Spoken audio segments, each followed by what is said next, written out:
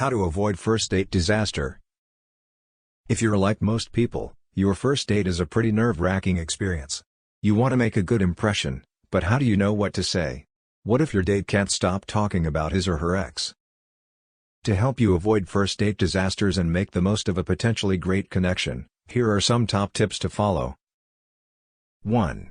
Don't be too picky. Yes, it's important to have standards when it comes to dating.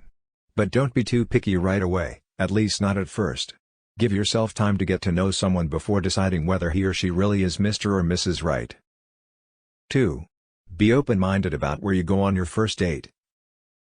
Don't let yourself get boxed into just one type of outing. Instead, try something new and unexpected. Maybe even something that doesn't seem like it'll work out well at all, for example a comedy show. 3. Keep an extra cash. Always have some cash on hand in case something unexpected happens, like needing to pay for parking or getting stuck in traffic due to an accident or road work. 4. Be careful with your words.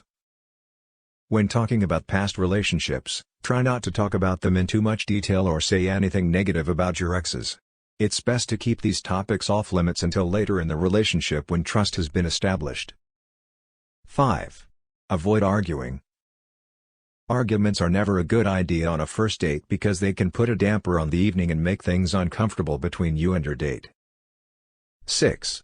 Have common grounds on opinion and interests. Make sure there's enough common ground between the two of you so that there won't be awkward silences during dinner or drinks at a bar or club, otherwise it might seem like no one has anything to say. 7. Do some research on your date before you meet up with them. Find out what they like to do, what their interests are, and what their personality is like. This way, you'll be able to have more conversation starters on hand for when you talk to them. 8. Be prepared for anything. If a situation arises where you need to leave early or change locations, don't panic.